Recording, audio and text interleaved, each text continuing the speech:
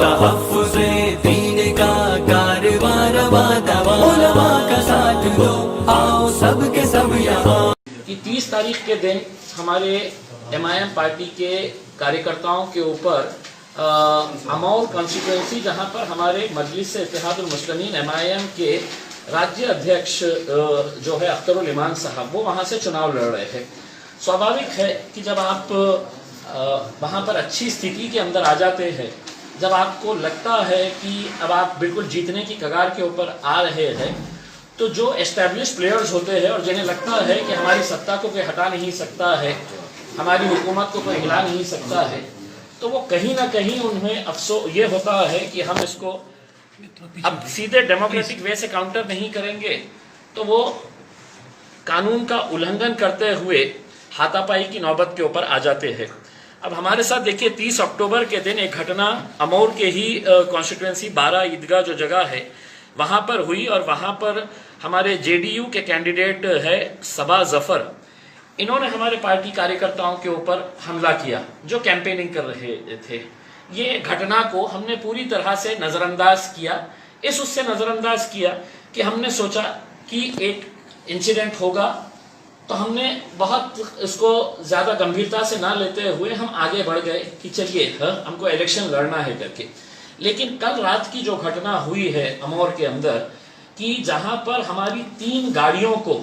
जिस तरह एक प्लान स्ट्रैटेजी के तहत तकरीबन 100-150 लोगों ने हमला किया, वो गाड़ियां तीनों ही नीचे खड़ी हुई है, 2 गाड़ियां खड़ी हुई है, एक सुबह ही गैरेज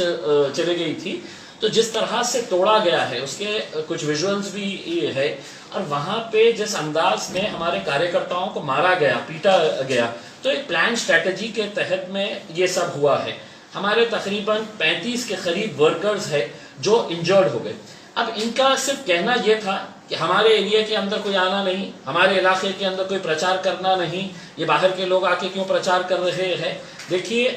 इस इलेक्शन प्रोसेस के अंदर आप एक मर्तबा जब कैंडिडेट बन जाते हैं,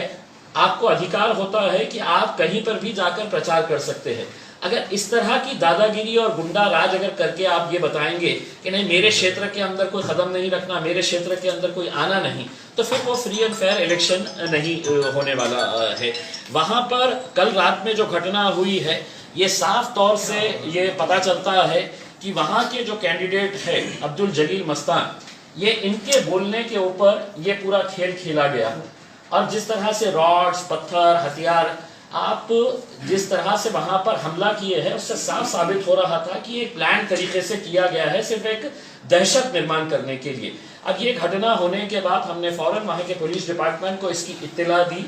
हमने आज अवैसी साहब के जरिए इलेक्शन कमीशन को एक पत्र लिखा है, जिसकी मैं एक कॉपी आप लोगों को दे रहा हूँ। इलेक्शन कमीशन को असद साहब ने पूरी जानकारी दी है कि यहाँ पर अगर इसी तरह का अगर गुंडा राज करके अगर आपको इलेक्शन करवाने का है तो हमको बता दीजिएगा। हम यहाँ पर इस उम्मीद के ऊपर आए हुए हैं कि यहाँ पर बिल्कुल फ्री एंड फेयर तरीके से इलेक्शन होने वाला है। हमने पूर्णिया के जो SP है शर्मा साहब, उनसे अवैसी साहब ने पर्सनली बात किया है। मैंने खुद ने पर्सनली SP साहब से बात किया है और उनको ये कहा है कि इलेक्शन के दिन ये किस तरह की दहशत मचा सकते हैं कि अगर आज ये कह रहे हैं कि हम हमारे एरिया इलाके में कोई आना नहीं, यहाँ पे कोई प्रचार करना नहीं, और खुलेआम लाठी डंडों का अगर इस्तेमाल होता है, और जो पुलिस जिस तरह से मतलब मामूली सेक्शंस लगा के ये मामले को एक बहुत ही छोटा सा रूप देने की कोशिश कर रही है। अगर हम सरकार से ये कहना चाह रहे हैं, प्रशासन से ये कहना चाह रहे हैं, इलेक्शन लड़ना हमको भी आता है। हमारे जो कार्यकर्ता कल रात में जब वहां से आए और उसके अंदर पार्टी के हमारे वरिष्ठ लोग भी थे, वो लोग भी गाड़ियों के अंदर थे। बहुत अच्छे तरीके से समझाने की कोशिश की गई थी कि भाई इलेक्शन है, आप भी इलेक्शन के तरीके से लड़िए, हम भी इलेक्शन की तरह लड़ेंगे। लेकिन ये मारपीट करने का तो एक प्लान तरीके से, अब पूरा जब हमने उसका ब्यौरा लिया तो हमको पता चला कि कैंडिडेट के बोलने के ऊपर ही उनकी इतनी हिम्मत हुई है करके। अब अगर पुलिस इसको एक मामूली घटना समझकर अगर ये कर रही है, तो हम बिहार के सरकार को, इलेक्शन कमीशन को, पुलिस को, प्रशासन को ये साफ तरीके से बताना चाहते हैं कि आप हमको एक बात स्पष्ट कर दे कि ये इलेक्शन आप फ्री एंड फेयर तरीके से लड़वाना चाहते हैं, हम उसकी पूरी तरह से समर्थन करते हैं। अगर इस तरह का इलेक्शन लड़वाने की अगर आपकी मंशा है, तो आप वो भी बता दीजिए हमारे को कि नहीं हम है तो हथियारों का इस्तेमाल करेंगे, हम दादागिरी का इस्तेमाल करेंगे और दादागिरी के बल के ऊपर ये इलेक्शन होगा, तो वो भी चीज़ हमको बता दे। आज हमने इलेक्शन कमीशन को लेटर देकर हम उम्मीद करे हैं, इलेक्शन कमीशन ने एश्योर किया है, एसपी साहब ने पर्सनली एश्योर किया है कि we have taken this very seriously और हम बिल्कुल इसके ऊपर जो भी एक्शन लेने का है वो स्ट्रिक्ट एक्शन लेंगे। लेकिन जिस तरह से जो एफआईआर रजिस्टर हुई है, जिस तरह से यहाँ पर एक तरह से अटेम्प्ट टू मर्डर है, मतलब लोगों आपने गाड़ियों के अंदर से मटेरियल खींच लिए है, जो हमारा कैंपेनिंग का मटेरियल था वो मटेरियल खींच लिए है, दूसरों के पास से कुछ सामान लेके गए हैं, ऐसा तो मतलब लूटपाट का भी ये मामला इसके अंदर आता है। और इसके विजुअल्स वहां पर है, पुलिस वालों को पूरे विजुअल्स अगर मिल रहे हैं वहां पे किस तरह से हुआ है, आप लेके आइए 10-20 लड़कों को लेके आइए, पूछिएगा कि क्या क्या हुआ है, किसके बोलने के ऊपर हुआ है। अगर पुलिस सिर्फ अपनी छवि बचाने के लिए इस तरह का ये कर रही है तो हम यकीनन इलेक्शन कमीशन के पास इसका बहुत गंभीरता से हम इसकी दखल लेने वाले हैं और पुलिस डिपार्टमेंट को भी हम साफ तरीके से बताने वाले हैं कि आप हमको ये स्पष्ट कर दें कि हम हमारे जितने भी सीटों के ऊपर इलेक्शन लड़ रहे हैं, हम प्रशासन को, इलेक्शन कमीशन को, पुलिस डिपार्टमेंट को पूरा सहयोग देंगे, पूरा नियमों के हिसाब से हम इलेक्शन लड़ने के लिए यहाँ पर आए हैं। लेकिन गुंडागर्दी के बल के ऊपर अगर ये इलेक्शन लड़ा जाएगा तो मेरे हिसाब से ये बिहार के लिए बहुत घातक है। और एक तरफ जेडीयू का कैंडिडेट हमारे ऊपर हमला कर रहा है, दूसरे तरफ है तो आरजेडी का कैंडिडेट हमला कर रहा है, तो कांग्रेस वाला हमला, तो ये चीजें जो है ऐसा नहीं है। हमारी भी राजनीतिक पार्टी है, भाजपा को इलेक्शन लड़ने का अधिकार है, जेडीयू इलेक्शन लड़ेगी, आरजेडी इलेक्शन लड़ेगी, कांग्रेस इलेक्शन लड़ेगी, सब लड़ेगी। सिर्फ एमआईएम अगर सीमांचल के अंदर लड़ रही है तो अब आप ये ताकत का इस्तेमाल करके आप हमको यहाँ पे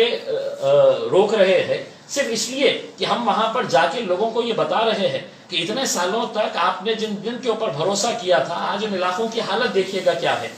वहां क्यों पिछड़ा है इतना इलाका। हर टाइम इलेक्शन को सिर्फ इसी नाम के ऊपर है तो अपन है तो जात धर्म मजहब के नाम के ऊपर इलेक्शन लड़ाएंगे, तो आज बिहार की या सीमांचल की जनता क्यों इतनी पीछे रह गई है, क्यों इतना पिछड़ापन है वहां पर, ये अगर हम जाकर बता रहे हैं तो सबसे ज्यादा तकलीफ उन्हें इसी बात की हो रही है कि ये आकर हमारी पोल खोल रहे हैं। देखिए कैसा था कि गाड़ी के अंदर थे, ये गाड़ी के अंदर जा रहे थे, तब है तो मोटरसाइकिल के पीछे से तकरीबन 100-150 मोटरसाइकिल पीछे से आती है, गाड़ियां रोकती है और गाड़ियां रोककर वहां पर है तो अंदर ही वहां पर पहले कांचों को फोड़ा जाता है। हमारा कोई आदमी बाहर निकल कर नहीं आया क्योंकि हमको मालूम था कि इतने ज्यादा लोग वहां पर आए हैं और किस इरादे से आए हैं, उनकी मंशा साफ नजर आ रही थी। इसमें ज्यादातर हमारे जो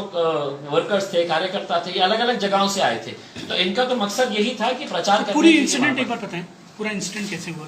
सर, जो जिससे विवाद हुआ है उस पक्ष का कहना है कि आप लोग हैदराबाद से अच्छे खासे लोग लेके आए हैं और विवाद उस कारण भी हो रहा है।